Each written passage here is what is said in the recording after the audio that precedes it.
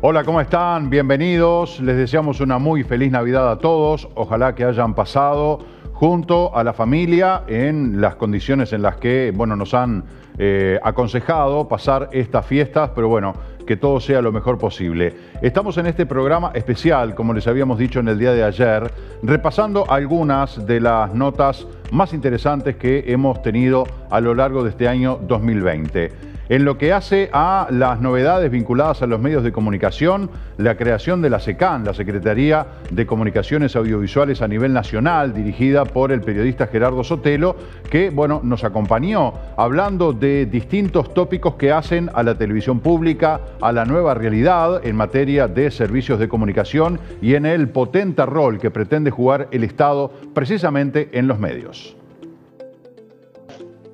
Bueno, el objetivo obviamente es muy amplio y pasa por muchos horizontes, pero en el fondo todos tienen que ver con él. Y es terminar con la idea que tiene todo el país, de que inevitablemente cada vez que cambia el gobierno, bueno, la oposición se ve postergada en el acceso a los medios públicos. O dicho de otra manera, que los medios públicos han sido utilizados en beneficio del partido de gobierno o del gobierno en general. Esto lo hemos escuchado, lo hemos dicho, lo hemos vivido y es algo que no está a la altura de la calidad democrática que tiene el país. Por lo tanto, uno de mis cometidos era establecer parámetros de comportamiento profesional, criterios para procesar la información, para procesar los contenidos periodísticos que tengan que ver con mi voluntad de no intervenir en los contenidos periodísticos y generar un cargo, una persona que se ocupe de garantizarle a la sociedad, que de eso se trata todo en definitiva, de que los contenidos informativos y periodísticos que va a encontrar en los medios públicos van a responder a cuatro principios básicos que marcamos como una línea de política editorial. Primero, que estén pensados para servir al interés público. Esto quiere decir que ningún periodista, que ningún programa se haga o se emita pensando en intereses particulares, en defender a mi partido, a mi ideología, a mi empresa, a mis convicciones religiosas, ¿de acuerdo? Tiene que estar pensado para servir al interés público. En segundo lugar, que sean temas, asuntos, abordajes debidamente balanceados, de manera que ninguna persona, ningún sector, ninguna región, ningún partido, ni sindicato, ni cámara empresarial diga los medios públicos están orientados en mi contra. En tercer lugar, que se incluya en todas las coberturas periodísticas todas las voces que sean necesarias para que la gente que escucha nuestros programas o mira nuestros programas entienda de lo que se está hablando. O sea, garantizar la mayor diversidad de opiniones en todos los temas.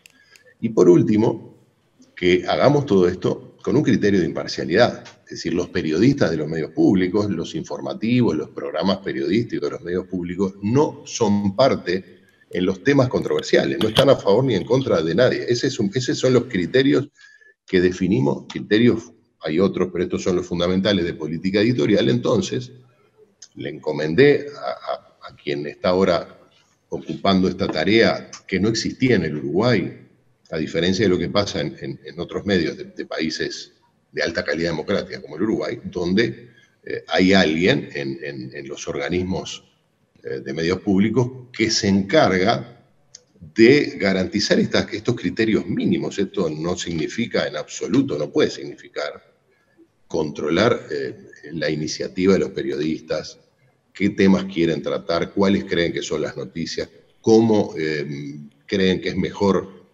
cubrirlas, es decir, a quién quieren entrevistar, qué fuentes quieren consultar, cuál es la perspectiva que entienden que le tienen que dar a ese asunto. Eso sigue siendo, y no puede ser de otra manera, de resorte exclusivo de los periodistas. Lo que nos tenemos que asegurar, porque debería llamarnos la atención que antes nadie nos lo asegurara, que no vamos a estar utilizando al Estado a los medios públicos que son financiados con los dineros de todos para servir intereses personales, sectoriales, de grupos de presión, de grupos de poder.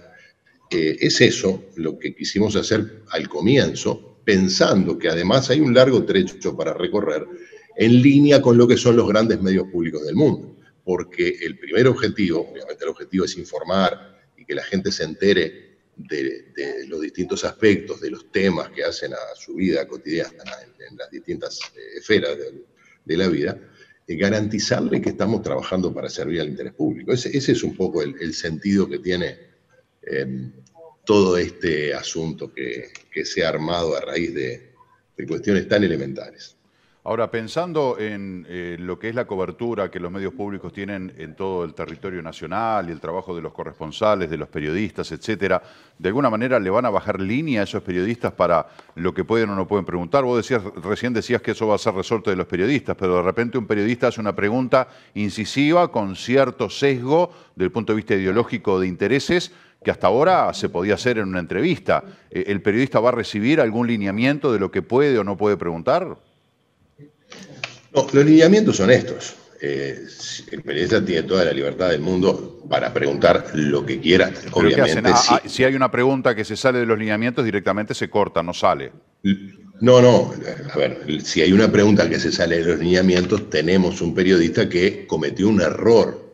Si lo hace sistemáticamente, entonces será una falta y veremos qué ocurre. Pero es muy difícil, salvo por un error, argumentar en contra de estos principios. Vos podés escuchar una pregunta que te parezca sesgada y después, bueno, pues la pregunta se hará, no se va a censurar a nadie. Lo que te quiero decir es que solamente por una equivocación alguien puede hacer una pregunta sesgada o porque se dejó llevar por el temperamento o porque no se dio cuenta. Eso, bueno, pasa. No va a ser motivo ni de censura ni de sanción. Pasa todo el tiempo. Pero precisamente en todos los medios públicos serios del mundo, aquellos que miramos como referencia, se trata de evitar que cada periodista, que cada productor, que cada camarógrafo o cada editor tomen este espacio público para dar la versión de la realidad que se ajuste más a sus propios criterios. Eso es inaceptable, pero no importa quién sea. Acá se da una situación paradójica y es la siguiente. Este tipo de pautas, a quien le da más garantías, es a quienes no están en el gobierno, porque los sectores vinculados al gobierno no precisan estas pautas. Si fuera intención de esta dirección beneficiarlos, pues están cerca del gobierno. Yo estoy en un cargo político y estoy sometido a una jerarquía. Por lo tanto, si quisiéramos, como ha sido tradición, alcanza con levantar el teléfono. Estas pautas restringen esa facultad, porque ahora nos comprometemos públicamente, no digo que antes no lo hayan hecho, el asunto es que no lo sabíamos, nos comprometemos públicamente a tener una cobertura imparcial, a incluir todas las voces, lo cual quiere decir incluir todas las voces con la debida proporción y respeto, cosa que antes, no digo que no ocurriera, digo que no era un compromiso expreso de la dirección. Entonces, es una paradoja porque esto se ha legislado en todo el mundo precisamente para evitar que los medios públicos terminaran siendo siempre una correa de transmisión de los gobiernos de turno. Ahora con estos parámetros eso no va a ser posible. En algunos casos hemos leído de que la gente dice, bueno, Gerardo Sotelo es un periodista conocido, trabajó muchos años en canales de televisión abierta, ha sido un periodista de radio, bueno, hace un montón de años, hace más de 20 años que sos periodista por lo menos, y bueno, sos una persona 40. conocida, 30, sos una persona 40, conocida. 40. 40, es verdad, lo habías comentado aquí cuando habías estado en el piso, es verdad, 40 años. Bueno, tenés una trayectoria muy larga y mucha gente te conoce, pero sin embargo, en esa carta inicial tú habías dicho que los contenidos de los medios públicos debían ser remitidos a un coordinador de prensa, creo que se llama así el cargo, que es Jorge Gatti. Muchos decían, ¿quién es Jorge Gatti que no lo conocemos? Bueno, Jorge es un periodista ampliamente conocido. Yo personalmente lo conozco, claro está. Pero claro. Mucha gente dice, no lo tengo a Jorge Gatti como sí lo tengo a Gerardo Sotelo. De acuerdo. No, bueno, es un periodista que conozco desde hace muchísimo tiempo, lo conozco personalmente, tengo una plena confianza profesional y personal en él. Así ha estado en haciendo programas de radio y de televisión hasta ahora.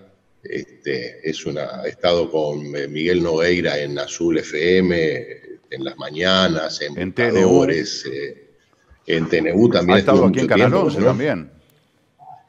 Ahí está. Así que es una persona muy respetada, muy querida y que nos da garantías a todos de que va a ser aquello que dice el comunicado. Es decir, alguien tiene que mirar por la sociedad en la administración de todo el Estado.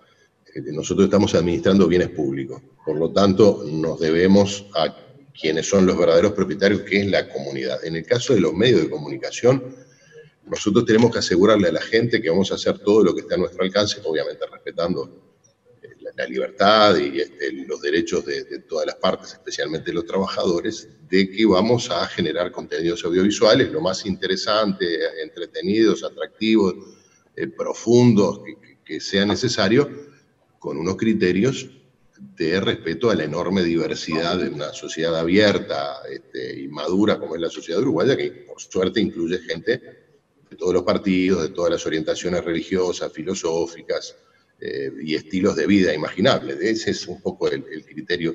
Yo insisto con esta pregunta que para mí es crucial. No digo que se hayan tomado mal, por favor, porque además está lleno de periodistas que han trabajado bien durante todo este tiempo, con un gobierno, con otro. La pregunta es cómo es que hasta ahora nadie nos había dicho con qué criterios se tomaban estas decisiones. Ese es un poco lo que, por suerte, llama la atención y nos tiene. Estoy dando entrevistas a medios de todo el país y aquí en Montevideo prácticamente a todos los medios. No a todos los colegas, porque hay colegas que opinan, pero no me llaman, no quieren escuchar o no se les parece ser relevante escuchar mi argumentación. No de medios públicos. No, de los medios públicos yo no hablo. No hablo, o sea, es más, se dio una situación muy particular sobre la cual conviene detenernos un segundo, y es que cuando estalló todo este asunto, me llama Jorge Gatti, es el 1 de mayo fue, me dice, mirá, acá los colegas del departamento de prensa preguntan qué hacen qué hacen con este tema. Y le digo, pues que hagan lo que hacen con todos los temas, un tema de interés público, que lo cubran con todas las voces. Y me dice, sí, claro, pero eso supone que te tienen que entrevistar a vos. Entonces le digo, bueno, está bien, es un buen criterio, pero yo no voy a hablar. O sea, no voy a utilizar los medios públicos para hablar, para dar mi opinión. En todo caso, que la tomen de alguna de las cosas que publiqué en las redes sociales. Y así hicieron. Hicieron una cobertura sobre este tema con todas las voces críticas y sacaron un tuit que yo publiqué. En fin. Ese es el talante con el cual llegamos a los medios públicos y estamos comprometidos en seguir avanzando por este camino. Esto es una manera de que esta sociedad democráticamente tan madura como tenemos en el Uruguay, quizás alguna gente no lo sepa, pero Uruguay está en el puesto 14 entre las mejores democracias del mundo, y son 15 o 16, creo, las democracias plenas, nada más. Estamos en la élite democrática del mundo y eso nos tiene que enorgullecer a todos. Es muy valioso, sin duda. Ahora, Gerardo, sin embargo, en el manejo de los medios públicos, todos los demás países tienen criterios mucho más rigurosos y mucho más auditables por parte de toda la sociedad en el manejo de la información y los contenidos periodísticos que Uruguay. O sea, por eso queremos avanzar en ese sentido.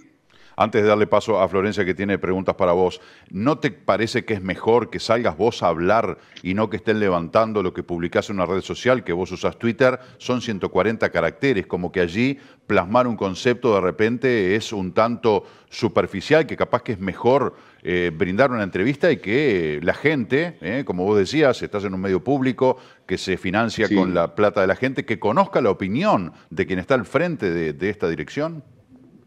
Sí, te entiendo. Sí, si lo hiciera, quizás nadie podría decir que estoy violando ninguna disposición legal, pero es que yo no quiero salir al aire en los medios que dirijo, me parece que no corresponde.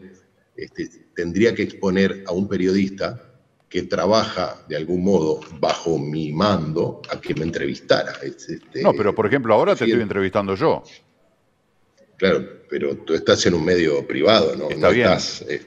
está bien, pero Claro, de repente un periodista que trabaja en un medio público, vos decís que se puede sentir presionado porque está entrevistando a su jefe. y la gente puede decir, pero ¿cómo? Y esta persona está entrevistando a alguien que puede eventualmente tomar decisiones sobre lo que le preguntan. Le pregunta una situación Es medio vidrioso, desagradable. sí. Sí, preferí no exponer a los colegas que trabajan en la televisión nacional ese tipo de situación. ¿Qué tal? Cambiando un poco de tema, quería consultarle si se ha considerado utilizar los medios audiovisuales públicos para poder transmitir enseñanza, educación a falta de Internet, a falta del Internet que hay en varios hogares, porque en distintos países se ha implementado este sistema de poder dar clases a través de televisión pública. No sé si tenés información reservada, pero es verdad, estamos trabajando en ese camino. No sé si fue una inquietud o que alguien No, te sabía que en su pasó momento se información. había considerado, lo leí en un Claro, informe, pero después nunca más se habló, por eso que consulto. No, porque estamos, el que está liderando todo esto desde hace muchísimo, prácticamente desde que empezó la emergencia sanitaria, que es Robert Silva, el presidente del CODICEN. Yo no había asumido todavía y me llama en el mes de marzo para decirme que él entendía para preguntarme qué opinaba sobre la posibilidad de que, sobre todo en la televisión, pero también en las radios públicas, puedan apoyar, acompañar lo que es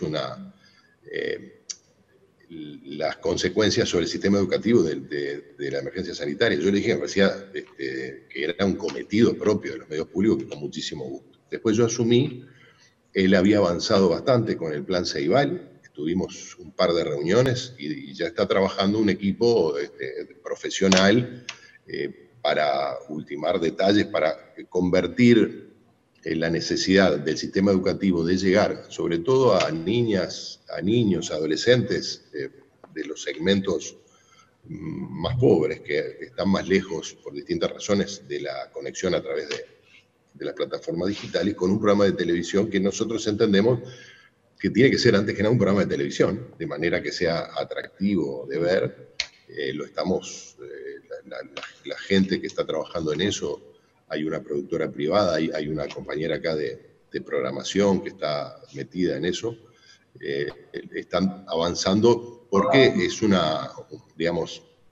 un desafío desde el punto de vista televisivo muy interesante para no caer en lo típico de dar clases por televisión, que finalmente ni das clases, ni le gusta a nadie, pero sí, estamos muy avanzados, seguramente haya algún anuncio que en tal caso lo hará Robert sobre esto cuando estemos ya prontos para salir al aire.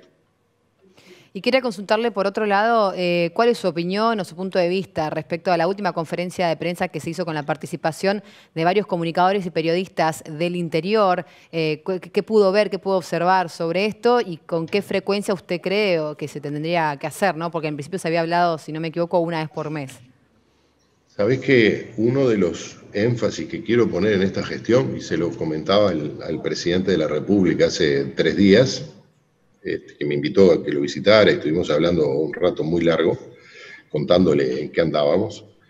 Yo le decía, y lo he dicho a todo el mundo aquí en el servicio y en las radios y en el canal, que la sociedad uruguaya tiene un problema desde que existe, es decir, desde la época de la colonia hasta ahora sin resolver, que es esa doble realidad de Montevideo y el resto del país, que ahora es un poco más la metrópolis y el resto del país. Tenemos corresponsales en todo el territorio nacional, tenemos radios de los medios públicos que llegan a todo el país, cubrimos todo el país con nuestra señal de televisión, pero seguimos teniendo la idea de que el interior aparece con los corresponsales. La programación se hace en Montevideo, salvo algunos segmentos menores, minoritarios. Eso hay que cambiarlo, hay que hacer que la grilla de nuestra programación en radio y televisión refleje la enorme diversidad del talento que hay en todo el país, que además lo he podido constatar de gira política, conociendo uno a uno las radios, los canales, los programas, los periodistas, las conductoras, los conductores, los productores, las instalaciones. No puede ser que los medios públicos nacionales allí se exprese prácticamente solo la sensibilidad, el gusto de un conjunto de periodistas, de comunicadores que viven en la capital. Eso no resiste ningún tipo de análisis y hay que combatirlo. Por lo tanto, la idea de hacer una conferencia de prensa con periodistas y medios que no pueden acceder a la que se hace en la Torre Ejecutiva porque viven en otro lugar del país, me parece que es absolutamente necesario, adecuado, que habría que hacerlo más seguido, o incluso buscar que en las conferencias de prensa que se hacen en la Torre Ejecutiva haya una cuota, puedan participar a través de este tipo de plataformas periodistas de cualquier otra parte del país. Eso me parece que es un camino en el cual tenemos que avanzar de una manera mucho más firme. Yo pensé que iban a ser así, ¿no? De las conferencias que brindaban habitualmente, que iba a haber también, iban a sumar un espacio con los periodistas del interior, pero no, decidieron hacer el lunes 4 de mayo, creo que fue la primera conferencia, con más de una docena de periodistas. ¿Y vos tenés confirmado que sea una vez por mes que lo van a hacer, Gerardo? No tengo ni idea, eso se resuelve en la Presidencia de la República. Me han hecho esta pregunta, pero la verdad que nosotros no participamos de ese tipo de decisiones. Supongo que se van a reiterar, me parece que sería sumamente adecuado. O bien quebrar esa barrera, habilitando de algún modo que participen de las conferencias de prensa que se hacen en Presidencia, pero eso no quiero meterme porque no es de mi área. Gerardo Sotelo es el candidato suplente de Laura Raffo a la Intendencia Departamental de Montevideo por la coalición multicolor. Esto también ha traído mucha polémica de que Gerardo Sotelo está de los dos lados del mostrador, que hay incompatibilidad. Ahora uno plantea un escenario hipotético. Laura Raffo, electa intendente de Montevideo, primer viaje a la Unión de Gobiernos Departamentales del Mercosur, se va de viaje a Brasil, Argentina, asume Gerardo Sotelo como intendente de Montevideo, también siendo el director del SECAN. ¿Cómo se puede explicar para la gente, no para mí, para la gente? Está bien, porque yo estoy seguro que esto para la gente no solo no es polémica, sino que no es ni siquiera interesante, pero entiendo que en lo que son las luchas políticas, los que compiten con nosotros lo planteen como una inquietud, porque antes que nada fue una inquietud nuestra. Recordad que en marzo yo le envié una comunicación al presidente y al ministro de Educación y Cultura pidiéndole que postergara mi designación. Lo habíamos hablado antes, desde luego, porque entendíamos que si bien no hay ningún impedimento legal, no era adecuado que yo estuviera al frente de los medios públicos y además hiciera campaña. Pero era un tema de sensibilidad compartida, obviamente, con el resto del gobierno, con el presidente y con el ministro da Silveira. Luego se suspendió la campaña, vino toda esta emergencia, toda esta situación excepcional, y el presidente entendió que yo tenía que ponerme a trabajar. Y de hecho, cuando estuve con él esta semana, estábamos terminando la reunión y le digo, presidente, no hablamos de la candidatura. Él tiene una mirada que es que ahora hay que trabajar, que falta mucho para la campaña electoral y que cuando lleguemos veremos cómo lo resolvemos. Lo vamos a resolver de la misma manera. Si voy a estar al frente de los medios, no voy a estar en la campaña, o al revés, eso veremos. Pero con respecto a lo que me decías, a mí me hace gracia porque es la primera vez que yo tengo memoria que alguien repara en el cuarto suplente de una candidata a la intendencia, que eso es lo que soy, por varias razones, entre otras porque por la cuota de género, como la primera es mujer y hay que, en fin, son una en tres por lo menos, yo termino siendo el cuarto suplente. O sea que en tu hipótesis lo que tiene que pasar es que se vaya de viaje Laura, o que le pase algo peor, pobre. Primero que gane, ¿no? Segundo que se vaya de viaje, y tercero que todos los que están arriba por alguna razón decidan no aceptar la suplencia, pero no sé, pediré licencia, o si es que estoy todavía en la plancha, porque de verdad que la decisión del presidente falta mucho, vamos a seguir trabajando, cuando llegue el momento tomaremos la decisión entre los dos, o entre los tres con Laura. Yo hablé con ella, él me llamó al día siguiente y estuvimos hablando en estos términos. O sea, hay dos cosas que no quiero. La primera, no quiero que nadie piense que estamos utilizando un cargo público para beneficio de la coalición de gobierno. Eso sería inaceptable. Y lo segundo que no quiero es perjudicar las chances de Laura, que por cierto había comenzado la campaña con un gran respaldo popular. Gerardo, te quería preguntar, tú hablabas del tema de lo que va a ser la televisión pública, lo que va a ser la radio pública. ¿Qué contenidos piensan darle? Tú hablabas recién de que, bueno, quieren innovar, etcétera, etcétera. A la luz también, paralelamente, que puede tener una incidencia directa de lo que es el tratamiento de la ley de medios en el Parlamento. ¿Cómo visualizás lo que va a ser la realización de una televisión pública atractiva, constructiva, informativa, etcétera? Te agradezco porque con toda esta polémica, por suerte estamos hablando de los medios públicos en todos los medios del país. O sea, la sociedad está tomando cuenta de que había algo que se llama medios públicos y que tiene algunos derechos, que puede reclamar cosas y que quienes están al frente de los medios públicos se transparentan sus procedimientos para que eso ocurra. Y finalmente tenemos que hablar de lo que queremos hacer. Y lo que queremos hacer tiene que ver con los cometidos legales, con la tradición de los medios públicos, también con la mejor tradición, que es servir a la comunidad dando contenidos audiovisuales, programas de radio, de televisión, nuestra presencia en las plataformas digitales, que está muy disminuida para lo que han sido los cambios en el consumo de medios del público, de manera de darle contenidos que le permitan a la gente entender el mundo en el que viven y formarse su propio juicio de valor, entretenerse con programas de calidad, acceder a bienes culturales de la manera más atractiva y gratuita posible. Y eso lo queremos hacer apostando. Bueno, en la radio hay una programación consolidada que queremos ir viendo cómo hacerle algunos ajustes para que se escuche la voz de todo el país. Y en el caso de la televisión queremos apostar a una televisión en vivo, con muchos contenidos informativos, periodísticos en el sentido amplio, siempre alineados con la idea de que la gente ponga los medios públicos para entender lo que pasa. Por eso creemos que es necesario aplicar los estándares de calidad más altos, más rigurosos, porque en todo caso la gente podrá elegir otro canal porque tiene más primicias, más móviles, porque tiene más información deportiva o policial o lo que sea, pero queremos que si alguien dice, no, yo quiero un medio que me asegure un relato imparcial, un periodismo serio, riguroso y de calidad, yo sé que puedo contar con los medios públicos, además obviamente de otros medios.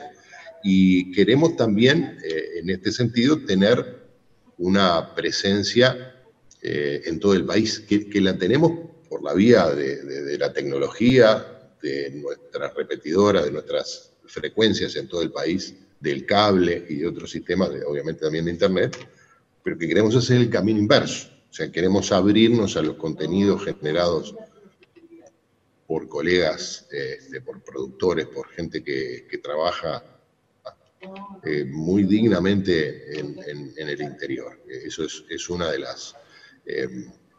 los énfasis que queremos poner en nuestro trabajo.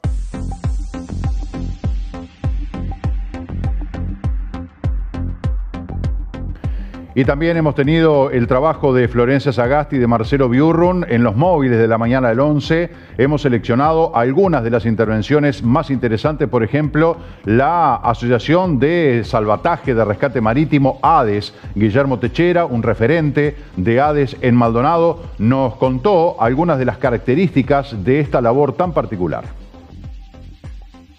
Marcelo, seguimos con Guillermo Techera, que además de ser patrón de esta base de ADES, me enteré que está encargado, bueno, se habrán dado cuenta también, ¿no?, de las relaciones públicas de ADES.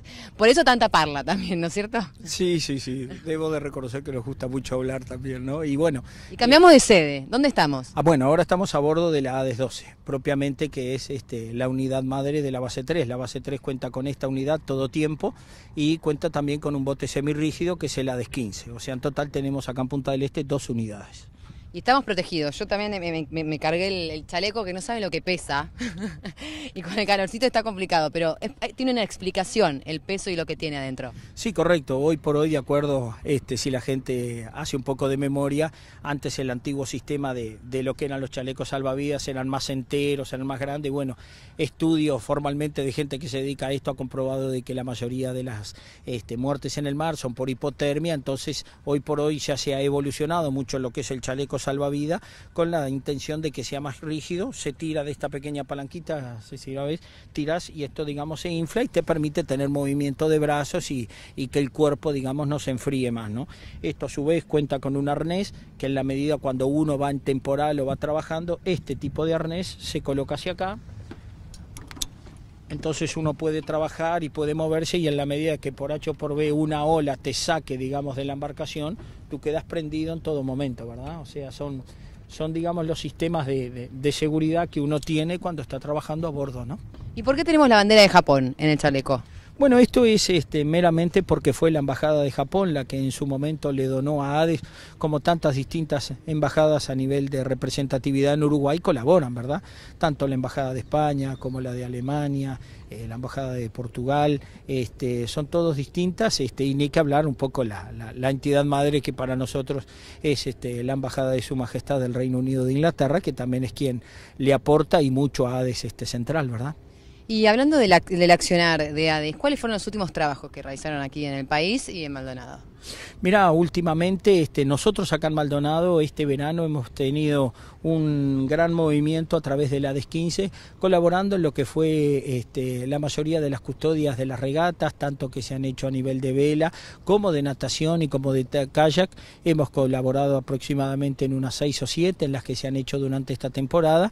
Y a nivel de ADES, digamos como bases regionales, decirte que el último trabajo grande que tuvimos fue en la base de Colonia, en lo que fue, que mucha gente debe tenerlo todavía latente, ese suceso que tuvo una de las embarcaciones grandes de porte que hacen la travesía Buenos Aires-Colonia, la cual tuvo un incidente en uno de sus pontones. Bueno, la gente de ADES estuvo trabajando un poco en el alijo y en el acomodamiento de la embarcación que cruzó, digamos, a la parte de La Plata en Argentina para su reparación. Bueno, en todo bueno, lo que fue un hecho que se hizo público, ¿no? Que el barco se chocó, no estaba en los... ¿Qué es lo que faltaba? Ahí supuestamente se estaba realizando, por lo que a nosotros nos informaron los compañeros de allá, se estaba haciendo un trabajo en el muelle y bueno, al parecer no se estaba bien informado por parte del capitán, el cual fue a amarrar y bueno, tuvo ahí ese golpe contra uno de los pontones. Hay que ver que ese tipo de embarcación es un catamarán, son 2 pontones, digamos, sobre cada costado y bueno, al romperse uno ingresó agua. Dicen que más de 300 litros de agua entraron. Entró mucha agua, las bombas en un momento de achique no daban, hasta que después, bueno, a través de bomberos, nuestra gente también colaborando, se logró, digamos, nivelar el sistema de agua. En ningún momento corrieron riesgo la parte, digamos, de lo que eran los hidrocarburos del propio barco. El mismo se niveló de costado y hoy por hoy ya está en un puerto de Argentina, en un dique seco, en su reparación. Bueno, y ahora vamos a contar un poquito más de dónde estamos y mostrar un poco, si les parece, sobre este barco. ¿Me contabas que está desde qué año? Bueno, esta embarcación es del año 1972, fue su, digamos, botadura propiamente en Inglaterra, y posteriormente llega acá a Punta del Este en el año 1994, que es ahí cuando se funda la base número 3 de ADES aquí en el puerto de Punta del Este. Me imagino que el color también es por un significado, ya tiene una función. Claro, sí, este color es un poco el color madre que maneja las unidades de la RNLI en Inglaterra, que es el naranja tradicional, que tiene una particularidad muy casual, que de noche es muy fosforescente y se ve desde cualquier luz de afuera o desde un helicóptero, donde sea, es muy fácil de distinguir, y a nivel de los que son los colores internacionales del salvamento, cualquier unidad marítima internacional la reconoce como tal, ¿no? ¿Y cómo? Yo me veo tantas agujas, tantos relojitos. ¿Cómo es el funcionamiento? ¿Quién lo timonea? Claro. ¿Cómo? El a cargo del comando del barco lo maneja el patrón de la embarcación. En él está la responsabilidad de lo que es el rescate y de también el manejo del barco. Los demás, por lo general, van contramaestre, que puede llegar a ser quien un poco dirige la maniobra de lo que se va a hacer fuera en cubierta. Después va un navegante, que es el que va en la parte, digamos, de la popa de atrás, leyendo la navegación, atendiendo las comunicaciones. Y después va también un maquinista, que por lo general es un compañero que tiene amplias nociones de mecánica y maneja un poco también el sistema de lo que son estos motores, que son medios especiales tienen un sistema por el cual en la medida que la embarcación tumbe, no hacen aire, a los efectos son motores gasoleros, y después van un par de tripulantes que son por lo general chicos que recién están aprendiendo y que van haciéndose con nosotros, que son los que colaboran en la maniobra y están también para dar una ayuda a ese contramaestre que es quien dirige la maniobra en cubierta. Hablábamos recién que ADES también tiene un apoyo a nivel internacional, ¿no? Sí, como te decía anteriormente y un poco explicándote lo de los chalecos, hay una gran participación de los gobiernos que manejan unidades de salvamento marítimo y más que nada, en algunos casos voluntarias, en algunos casos rentadas, pero sí por lo general hay una excelente correlación con ellos, ya sea con Estados Unidos, con Inglaterra, con Alemania, con España, con el Reino de Sudáfrica Florencia. también, que también colabora y mucho con ADES. A tal punto que Uruguay, siendo un país muy chiquitito y nosotros muy, digamos, insignificantes en lo que puede hacer, ya la reunión de la Organización Marítima Internacional se realizó 2 veces en Punta del Este, la última en el 2000. Sí, Marcelo, te escucho. La pregunta, estábamos hablando aquí en el estudio que cuando una lancha de ADES o una embarcación de ADES se hace a la mar, no es para disfrutar del día, qué lindo, qué soleado, vamos a navegar. Es cuando hay situaciones de emergencia, situaciones graves con un mar sumamente embravecido, donde sin lugar a dudas, más allá de los sistemas de seguridad, corren riesgo de vida quienes van a bordo. ¿Por qué son honorarios cuando se supone que deberían contar de repente con una remuneración, ¿no? ¿Cuál es el espíritu que hace que sean honorarios cuando salen a arriesgar su vida? Claro, lo que pregunta Marcelo desde Piso es ¿por qué es un trabajo honorario cuando requiere tanto riesgo, ¿no? Porque no es que salen a alta mar a rescatar a alguien en condiciones normales, suelen ser una actividad riesgosa de vida muchas veces. Sí, esa pregunta que tú nos haces y que nos hace Marcelo, mucha gente nos dice, ¿no? Cuando alguien va a algún evento, a algún programa radial, y lo primero cuando viste que la gente llama y dice que somos locos en salir porque prácticamente asumimos y adquirimos un riesgo muy grande. Yo creo que es un tema, en el caso nuestro, los que estamos aquí en ADES es vocacional, ¿verdad? Yo lo siento así, comencé trabajando en el puerto, viví en el puerto, nací a 2 cuadras del puerto, soy de acá, de la zona, y como de que vos adquirís, yo digo, hay mucha gente que te dice, tienen miedo del mar, yo miedo no le tengo respeto. Entonces de ahí en más creo que todos los que estamos allegados a ADES es una entidad que, bueno, surgió voluntariamente, yo te podré decir, y por qué voluntariamente está la Cruz Roja, cuando hay otras entidades que quizás hacen lo mismo y cobran. Bueno, lo de ADES es así, acá en Uruguay surgió voluntariamente a través de ese grupo de voluntarios, como ya te hice un poco la historia cuando surgió, y bueno, ha transcurrido los años y sigue siendo así, ¿verdad? ¿Y cómo se solventa hoy ADES? Bueno, ADES hoy por hoy tiene un aporte importante tanto de esas entidades internacionales que te mencioné anteriormente y por parte un poco del gobierno central. A ver, la ANCAP, por ejemplo, proporciona el combustible y los aceites para las distintas embarcaciones de la flota, asimismo como el Banco de Seguros proporciona tanto un seguro para nosotros como para las distintas embarcaciones, y después tenés también compañías a nivel de comunicaciones, llámese Antel, llámese Movistar, que hoy por hoy contribuyen a que las bases estén comunicadas. Bueno, muchas gracias, Guillermo. Me imagino también que hay gente que quiera aportar, colaborar, se comunica con ADES y siempre son bienvenidas. Como te dije, el contenedor nuestro está pegado ahí a la desembocadura de la salida de lanchas en el puerto, ahí estamos siempre, se contactan con nosotros, hay un celular ahí. ¿Y la página web? La página web es www.ades.org.uy y ahí directamente tenés toda la información que quieras tenerla. A través de Google entras y vas a ver la página de ADES Central y ahí está toda la información. Muchas gracias y felicitaciones por su trabajo. Bueno, gracias a ustedes. Déjame, antes de despedirme, despedir a Marcelo, que es un gran amigo y que siempre, desde que nosotros comenzamos aquí en la base 3, siempre ha estado y siempre ha estado atento a lo que de por sí sucedía, siempre viendo si teníamos alguna necesidad y, en definitiva, lo tenemos por un colaborador más.